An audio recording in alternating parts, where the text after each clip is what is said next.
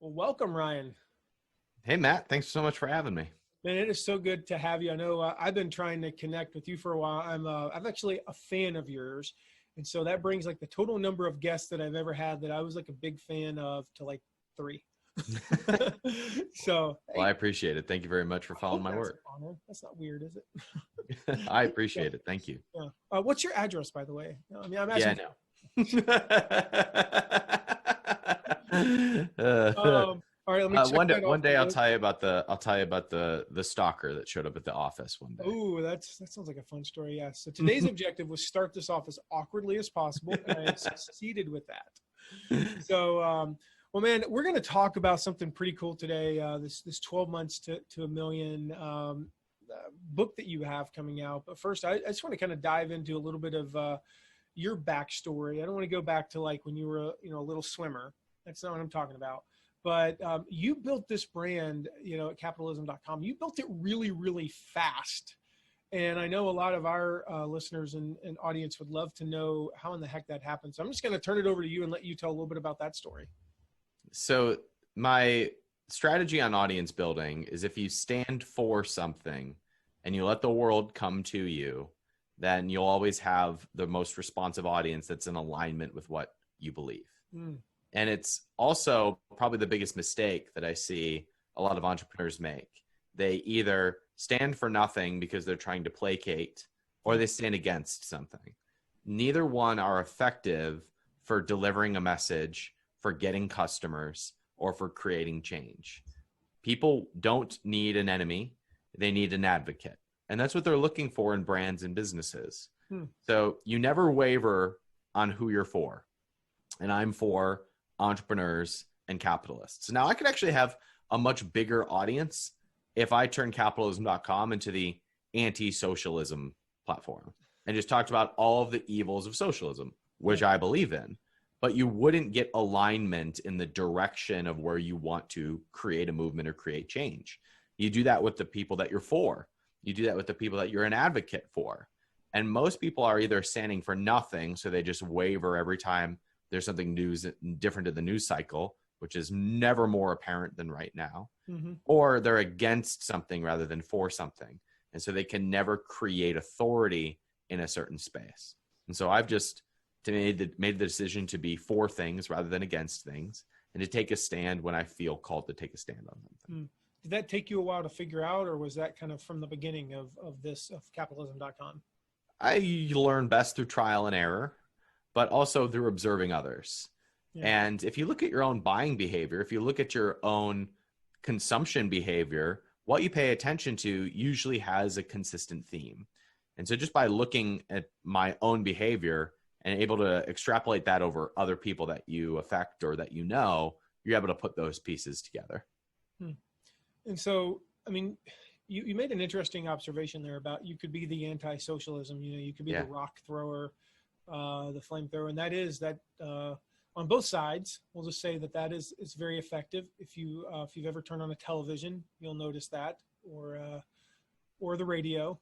It works. It works from an audience building standpoint. Yeah. What would you say? I mean, and I'm speaking purely from a business and revenue, standpoint, not from a moral or ethical standpoint here, because that's not the place of this podcast here. But what would you say from those standpoints is easier to do from a content creation standpoint? Would you think? I think it is easier to do pro something content, as long as you believe it. Now, and it's also like the first thing that we do as human beings is we see what we're against. And so it's the first reaction. And so it's the quickest reaction. And it's the reaction that most people have. But it's very difficult to create content from that place, because you're usually, most of the time, almost always, just regurgitating what somebody else has said. Sure. You're reacting rather than creating. From a creation standpoint, creating something new, it's always from what you're for. It's always by taking a stand of what you want to see in the world rather than what you don't want to see in the world. Everyone defaults and reacts to what they don't want, but there's zero creation in that. You can be an echo chamber.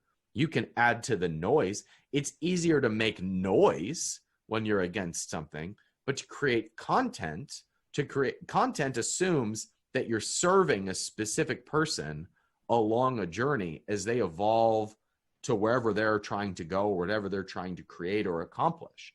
So the creation process only comes when you are standing for something, because then you are able to communicate in a way that draws people to you. And that's the purpose of content creation. Yeah. So do you think that you're trying to, I mean, this is an interesting path here. And this is, I can be honest, I never really quantified the way you did what you do, but you're one of the few blogs. I mean, the name in and of itself is it's an economic system. It's political in nature, right? Mm-hmm. That's right. But I don't find myself getting upset or defensive or, any of that. So the question that I would ask behind that is, when you're attracting your audience and you're building an audience or you're creating content, are you trying to attract people who already agree with you, who read it and go, yep, this is for me? Or are you trying to change minds? Both. But I used to think that you had to change minds first. And I recognize that that's a natural byproduct of being an advocate for something that someone wants on their journey. So I believe in entrepreneurship, in capitalism, in the profit motive. I believe in personal responsibility and operating within your own self-interest. Now, when I say that, I get other people who agree with that. Yeah. And you know what else I believe in? Creation, service, being good to your customers, standing for something. And so there's a natural bridge when you talk about what you're for. And there's a natural cutting off the bridge when you talk about what you are against. So just this past week, we do these community calls inside of my community, which is called the 1%. And we just get together, drink coffee, and talk about business. And a gal raised her hand, and she talked about the community that she came from. And it was a left-leaning community. And she specifically was part of like a certain segment of kind of a left-leaning audience.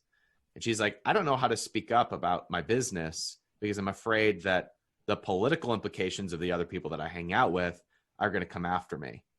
And I said to her, I was like, do you realize the unique position that you're in to advocate for all the things that you want to advocate for and want to make a lot of money? Like, it's really cool to be a part of the community and also say what you're for without having to point out what you're against. So if you can simply say, I agree with these ideals, I'm for this and I'm for this and for this, and I want to make a lot of money, no one disagrees with that. It's funny, if you look at the socialist argument, I like to kind of throw shade, and it's usually all these greedy rich people are selfish and we want their stuff. It's condemning selfishness with selfishness. Yeah. And so it's just a double negative. I'm anti this and anti this, so I must be pro the default. But if you were to say to any socialist, do you want more money? None of them will say no. Do you want to make more money? None of them will say no. Do you want to live life on your own terms? None of them will say no. And so I talk about universal things that I am for, which is the profit motive and creation and service and owning problems and solving problems and capitalism and free markets and low taxes, all things that I believe in. And these are things that most people agree with. And then you can create whatever change you want by continuing to lead that movement that is already falling in the wake of your momentum. That's how you change minds. You don't do it. So there's a great book by Mark Manson. It's his second book. Everything is effed. And he does this distinction on the emotional brain versus the logical brain. There's this beautiful distinction of most of us think that our logical brains are driving the car, but all it's doing is making the decisions. Our emotional brains are the ones driving the car, and it is all over the place. And so when you try to debate logic on an emotional topic, we usually fall flat. But when you are able to create alignment on things that you already agree about and then move the conversation, you can persuade anyone you want. Mm. So you're in a, again, just by the domain itself, and by the topics that you're talking about, it would definitely be considered a controversial niche, a controversial topic, at least to most people. I think it's, capitalism. I'm sorry, I need to interject there because, like, is the word capitalism offensive to you? No, it's not. And is capitalism, the word, offensive to the people you know? To some. My point in saying that is that they're not my market. Exactly. And I don't care. Like, so to me, it's not polarizing, and it's not controversial at all. So a lot of people will say that I'm willing to be controversial, and it doesn't even strike, like, it doesn't enter my brain to be controversial. Yeah. You just take a stand for what you believe in. It's not controversial at all. Mm-hmm. Now, here's what's controversial, Matt. It becomes controversial when you stand for something and then you start throwing rocks at everyone who disagrees, right? Intentionally so. Now, you and I privately, if we're around the campfire, we might talk about AOC and those socialists, right? Yeah. We might flap our gums about them being a common enemy. But I don't go to AOC rallies and tell them why they're my enemy. That's just being anti something. Yeah. So it's always, if you are pro something, then it's not controversial at all in your world and the people that you serve. And it's your job to be so for what it is that you stand for that you end up changing minds, because you never defaulted to just going to enemy territory and throwing rocks. That is never how you change minds. Yeah, you answered the question I was going to ask without even knowing it, which was pretty awesome. Last question in there, because this is one that I actually asked a few people for some questions. I'm curious what they wanted. And one of them did point out, and I happen to know this person's beliefs, and they don't believe it's offensive or anything like that. But they definitely said, by the very nature of your topic, not because of anything you say, not because of anything that, you're messaging, but by the very nature of your topic, you're going to attract haters. You're going to attract, negative commentary. And so his question was, how do you avoid the shouting matches? And I think he broke that. It was a very long post that he wrote. And where he was going was, how do you avoid the temptation as somebody who's building an online platform? And it's easy. Like, anybody who says they're not tempted is lying. How do you avoid the temptation to get into the online shouting matches with people who come and disagree with you? Well, first of all, I remember that logic doesn't persuade. Okay. And so I don't try to I don't ever try to persuade logically.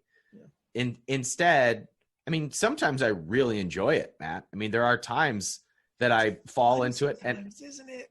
And I just love to be snarky, right? If they're going to post on my page, I have the right to be snarky as long as I feel good about it, right? Yeah. And so sometimes I'll take screenshots of my haters and I post them on social media, and I'm like, isn't this fun? So I don't take it personally is the second piece. I want to stop there for 1 second. Yeah. Is there a business reason for doing that? I think there is. I'm asking you, is there a business reason for taking those screenshots? Sometimes I find it fun and helpful to shout out the extremes of a viewpoint in order to show an exaggerated case of what happens when you believe certain things. Okay. Right? So I don't try to respond logically. It's just demonstrating the reason for that. Now, the third thing of this is remembering that my biggest fans often started as haters. My biggest fans really start by pushing against whatever it is that I stand for. Huh. And if you don't default to throwing rocks back at them, then they lose their ammo. They throw rocks, you let them lay there, and then they either have to listen or walk away. Most of them walk away. But if you stay and listen, and those are my raving super fans, because I have changed their mind. I have taken them from one perspective to another perspective, and now they are psychologically bonded to me because I have taken them from one belief to another belief. So when you act in reactive defense, you're always going to push people away. But when you just stand in your principles and stay for something, people are going to hate you, and they're going to continue to hate you. And some people always will. And it's also how you're going to change some of their minds. Interesting. I see that now. Yeah, now that you mention it. Interesting. You've never been persuaded by somebody who came back at you. Yeah. You've only ever been persuaded by somebody who was so sure of who they were that when you came at them, they didn't waver. They could handle it. They could take it. Yeah. And this conversation that this person and I had, we were acknowledging just what you said. Sometimes, man, it's so fun though to be like, yeah, but such and such data point, and this person who died 800 years ago was quoted as saying this. Yeah, as you know, because that's what changes people's opinion is a quote from a dead person. Well, I mean, I've just found that always works. When I'm not, when I am not actively trying to, when I'm just having fun, I'm not trying to persuade someone.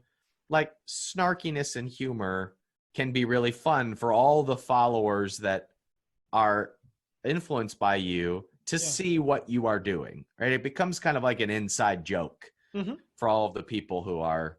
Like for example, one of my favorites is when people say like things like conspiracy theorists will bring something up, and I'll just respond, well, as a member of the Illuminati, I know that the truth is A, B, and C, and it drives them crazy. Yeah. And all of my followers are just kind of smile and nod at like see the snark in it, and so.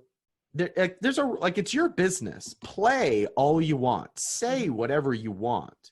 But if it is your purpose to influence and change minds, the only way that you do that is to be so firm in your principles of what you are for. Now, if you look at if you look at the common political debate, most political commentary is talking about what the other side did wrong. Yeah. That was what most political commentary is. But politicians who actually end up changing policy are those who believe in something, advocate for something. And I'll take an example from both sides. Donald Trump, what was his immigration policy? Build a wall. And it was, I'm for a wall. And the wall gave him something to think, to be to be for, to align all other energy behind. And it worked beautifully. On the other side, you have somebody like an Andrew Yang, who is an advocate for UBI, Universal Basic Income. Full disclosure, I think the UBI is terrible. And we can debate that for many, many hours. Mostly just because I think it's not necessary. But anyway, he was an advocate for one thing. It was a UBI, and he aligned all the noise and all the energy behind what he was for. And in both of those cases, you don't need to be anti anything. You can be pro something. Yeah. And that's why both of those politicians had so many raving fans fall in line behind them, even if they were single issue voters, because they got to believe in something rather than stand where they were and judge the world from their perspective. I never thought about that. Never thought about the, I mean, I know we're going to go down that rabbit hole. Deep breath. So I never thought about Trump being for something. Yeah. You know, but because it's not the message that we get. You know, right. That's right. That's right. And you can certainly turn both of those around and say, oh, Andrew Yang's against billionaires.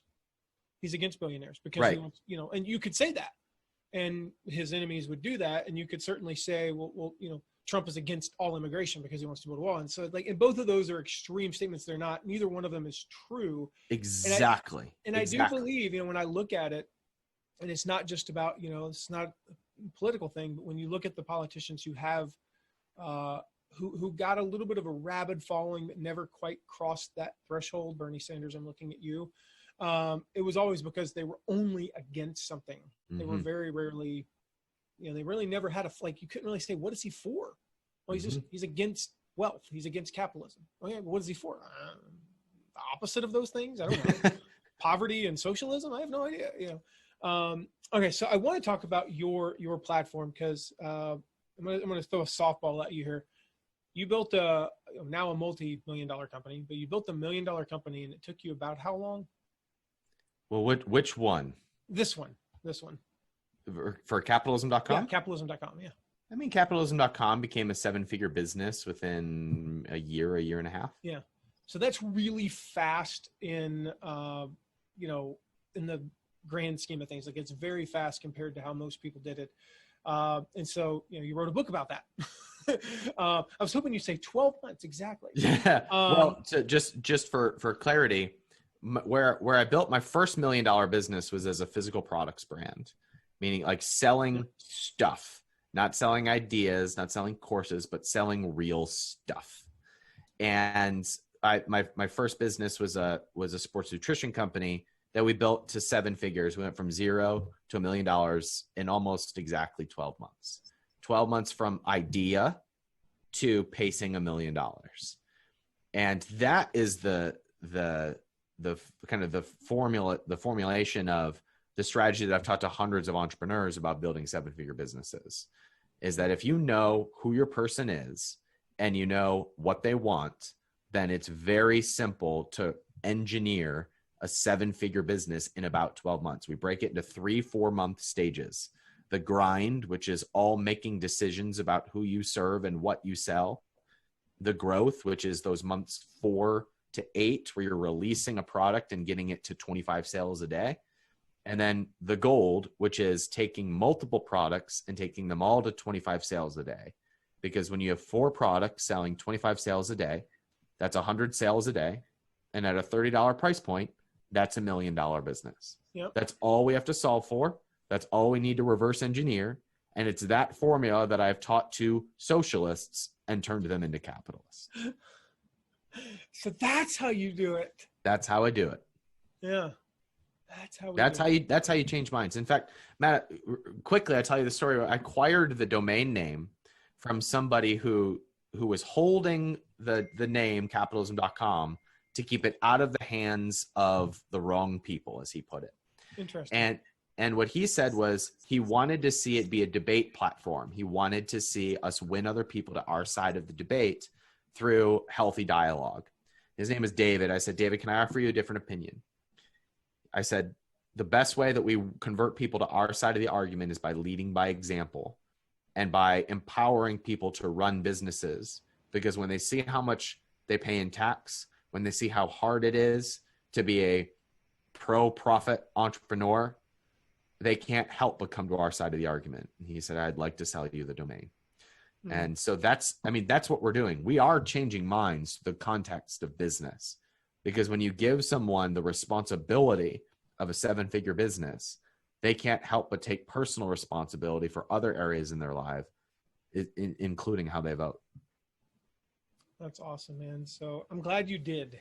Thank you. Did, because I know when I first went to your website, I had no idea who you were. Literally had no idea. And I had very different expectations. And I'm actually gonna be honest, I'm not sure that I liked it at first because it wasn't what I was looking for. There was that disconnect. And so it took some time. And here we are.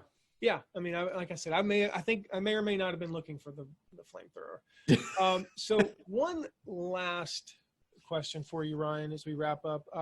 Somebody picks up this book, 12 months to $1 million. And they just, like, you can have them open it up to one thing. It could be one quote, one story, one concept. And that was all they were going to get out of this book. And it, like, you had the power to make that book open to this part of the book. What would that part of the book be? Chapter 1, I talk about the things that I wish I had known before I started my journey. And there's one thing in particular that I wish I had known when I started my journey. And it was how many people would be impacted by me becoming a successful entrepreneur. Now, I don't mean what that sounds like when I say it. I don't mean customers or my family. I don't mean my immediate sphere of influence. something very interesting happened to me 4 years into building my business. We received an offer for a $15 million valuation on the company that we had built. And we went through the process of selling. And the person who bought the company, as I watched this story unfold, was that this was a company that was in the business of acquiring other businesses. And I realized that this person had been waiting to buy a good company that was in this sector. And I realized that there were investors in this other company that were counting on this company finding a good business to buy. And that if that company ended up growing it and selling it, they would probably sell it to a publicly traded company that had other people who were counting on them buying profitable businesses, and teacher pensions who were counting on profitable businesses being acquired and being publicly traded. And I realized that as an entrepreneur, you are literally changing the lives of people that you will never see or meet and that have no idea that you exist. That is what capitalism is. It is a great number of strangers organizing resources to see how we can better serve one another. That's what capitalism is, even when you don't see the other person who is on the other end of it. So had I known that there was a group of people who wanted to buy my business, who wanted to invest in that business, who would be affected by my work, who would be affected by the products that I would release, I would have just gone that much faster, that much harder, I would have been that much more passionate about what I was doing. And so the ripple effects of what you do as an entrepreneur, as a capitalist, go on to change the entire world, even if you never see those ripple effects. And so the actions that you take as a for-profit entrepreneur create more change than any politician, any government, any policy could ever do. And so you literally have the ability to create change by being a capitalist. That's the one section I wish people would read. Awesome. Well, good news is it's right at the beginning. That's right. You'll find it pretty quickly. So they don't have to skip around. So there you go. Guys, go grab the book. I'll mention the link here in a little bit. So grab the book, and apparently you should start with chapter 1. You know, kind of That's a good place to start. concept. Yes. Yeah. Well, Ryan, thank you so much for being with us today, buddy. I really appreciate it. Matt, thank you so much for having me. It's great to meet you.